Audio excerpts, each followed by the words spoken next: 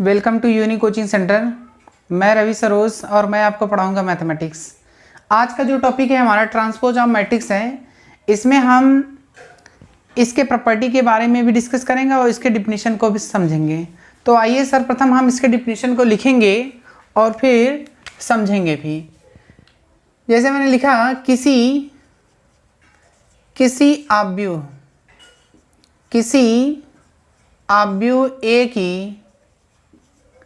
ए की पंक्तियों को स्तंभों तथा स्तंभों को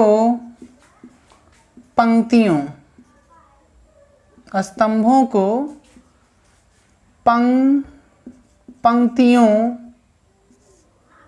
में बदलने पर प्राप्त आव्यूह को ए का परिवर्त कहते हैं। देखिए, समझिए डिफिनीशन। सबसे पहले, किसी आव्यूह ए की पंक्तियों को स्तंभों में तथा स्तंभों को पंक्तियों में इंटरचेंज करने पर जो आव्यूह हमें मिलेगा उसे हम लोग क्या बोलते हैं? ट्रांसपोज ऑफ मैट्रिक्स, यानी परिवर्त आव्यूह। यानी किसी भी मैट्रिक्स को अगर हम रो को कॉलम में चेंज कर दें या कॉलम को रो में इंटरचेंज करें तो जो मैट्रिक्स मुझे प्राप्त होगा वही आपका क्या कहलाता है? Transpose of matrix. Transpose of matrix को ए की पावर कैपिटल टी या ए डैश से क्या किया जाता है? व्यक्त किया जाता है। तो लिख देते हैं, यानी परिवर्त आव्यूह को ए की पावर टी या ए डैश से प्रदर्शित किया जाता है। ध्यान से देखना बच्चों, इसमें सर्वप्रथम हम लोग जैसे कोई मैट्रिक्स मान लेते हैं। माना ए कोई मैट्रिक्स है, जैसे मैंने लिखा A1 A2 A3 B1 B2 B3। अब ध्यान देना, ए मैट्रिक्स को हम लोग क्या करेंगे? यानी रो को हम किस में कन्वर्ट करेंगे? कॉलम में। यानी ए डैश जब निकालेंगे, ए डैश इक्वल टू यानी A1 A2 A3, यानी रो को हमने किस में इंटरचेंज किया? यानी कॉलम में। अगर यानी आपका फर्स्ट रो रहेगा तो हम लोग किस में लिखेंगे? फर्स्ट कॉलम में। इसी प्रकार इसको हम लोग रो को हम किस में कन्वर्ट कर देंगे? कॉलम में। यानी B1 B2 एंड B3। ये आपका फाइनल आंसर होगा। इसी प्रकार हम कोई बी मैट्रिक्स अगर लेट करते हैं, जैसे मान लेते हैं हमारा बी मैट्रिक्स है 1 2 3 4 5 6। अगर हम इसका क्या निकालें? ट्रांसपोज ऑफ मैट्रिक्स निकालें, यानी बी डैश निकालें या बी की पावर टी निकालें, तो हम रो को किस में कन्वर्ट करेंगे? कॉलम में। 1 2 3, इसके बाद 4 5 6। तो ये आपका निकल के आ गया बी डैश। ठीक है बच्चों, ट्रांसपोज ऑफ मैट्रिक्स में कुछ प्रॉपर्टी हैं, तो आइए प्रॉपर्टी के बारे में डिस्कस करते हैं। तो हम हेडिंग लिखेंगे, यानी परिवर्त आव्यूह के गुण। यानी हम इसको इंग्लिश में बोल सकते हैं properties of transpose of matrix. अब ध्यान देना बच्चों, इसमें सबसे पहली जो प्रॉपर्टी है, अगर हम कोई मैट्रिक्स मान लेते हैं उसका क्या निकालें? ट्रांसपोज निकालें। और अगेन हम अगर उसका ट्रांसपोज निकालते हैं हमें मूल आव्यूह मिलता है। यानी जो हमारी मैट्रिक्स रहेगी, फर्स्ट प्रॉपर्टी मैं लिखता हूँ, यानी ए डैश का होल डैश अगर लेते हैं तो मुझे क्या मिलेगा? कैपिटल ए मिलेगा। इसी प्रकार अगर हम सेकंड प्रॉपर्टी ले लें, सेकंड प्रॉपर्टी यानी अगर हम लिखना चाहें ए प्लस बी का होल डैश इक्वल टू क्या मिलेगा, ए डैश प्लस कितना, बी डैश। या मैं इसको ऐसे भी लिख सकता हूँ, ए माइनस बी का होल डैश इक्वल टू कितना, ए डैश माइनस कितना, बी डैश। इसी प्रकार अगर हम थर्ड प्रॉपर्टी की बात करें, थर्ड प्रॉपर्टी यानी मल्टीप्लिकेशन की, यानी ए बी का होल डैश। अगर ए बी का होल डैश को जब ओपन करेंगे तो ये मुझे मिलेगा क्या, बी डैश इंटू ए डैश। और जो चौथी प्रॉपर्टी निकल के आती है, कोई के कॉन्स्टेंट्स यानी स्केलर राशि है, अगर हम के ए का होल डैश लिखते हैं तो ये मिलेगा क्या, के बाहर ले लेंगे और ब्रैकेट में क्या लिखेंगे, ए डैश। तो ये हमारी ये चौथी प्रॉपर्टी हो गई।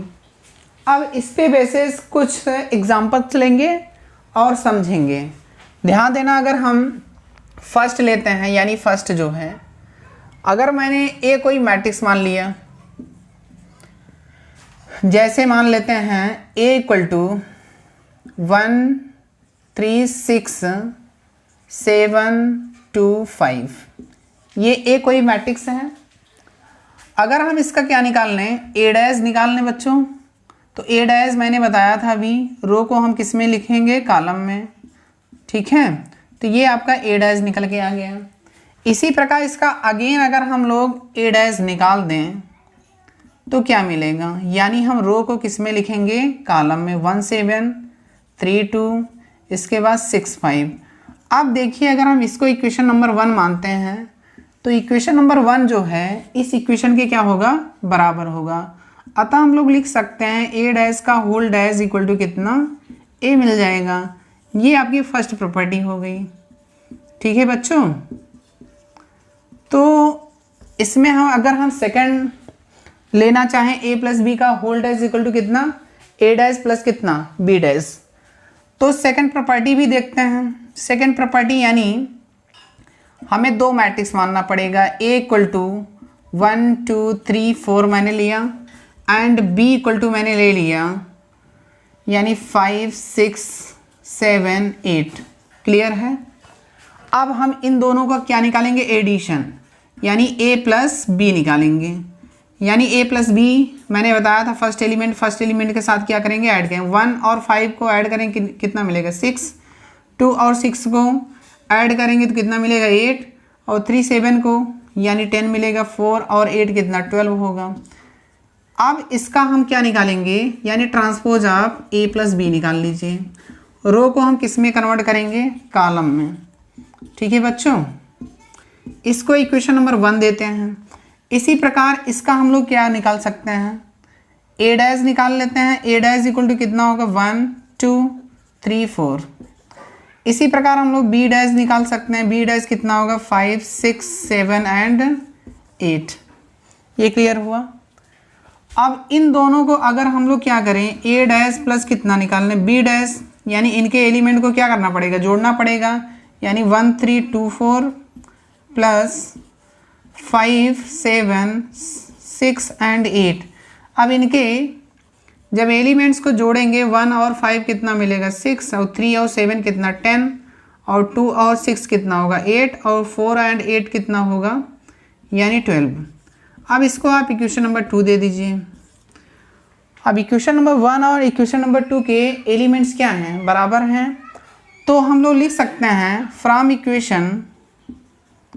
Equation 1 and 2। तो हम लोग लिख सकते हैं ए प्लस बी का whole dash equal to A dash plus B dash. Clear है बच्चों। ये आपका यानी सेकंड प्रॉपर्टी हो गया। इसी प्रकार बच्चों थर्ड जो प्रॉपर्टी है, यानी एक्सरसाइज NCERT 3.3 का जब मैं न्यूमेरिकल सॉल्व कराऊंगा, इस पे बेसिस कुछ न्यूमेरिकल्स आपको मिलेंगे, ठीक है। उस लेक्चर में हम आपको बताएंगे। तो आप भी कर सकते हैं। इसमें करना क्या है, दो मैट्रिक्स लेना है ए और बी, दो मैट्रिक्स लेना है ए और बी, उसका मल्टीप्लिकेशन करके उसका ट्रांसपोज निकालना है, और ए का ट्रांसपोज निकालेंगे और बी का भी ट्रांसपोज निकालेंगे। जब मल्टीप्लिकेशन करेंगे बी डैश इंटू ए डैश करेंगे तो यहाँ यानी इक्वेशन नंबर 1 बनेगा, यहाँ पे इक्वेशन नंबर 2 बनेगा। अब दोनों के एलिमेंट्स जब मैच करेंगे तो दोनों एलिमेंट्स क्या होंगे, बराबर होंगे तो यानी थर्ड प्रॉपर्टी आपकी प्रूव हो जाएगी। क्लियर बच्चे? इसी प्रकार आप फोर्थ प्रॉपर्टी को प्रूव कर सकते हैं।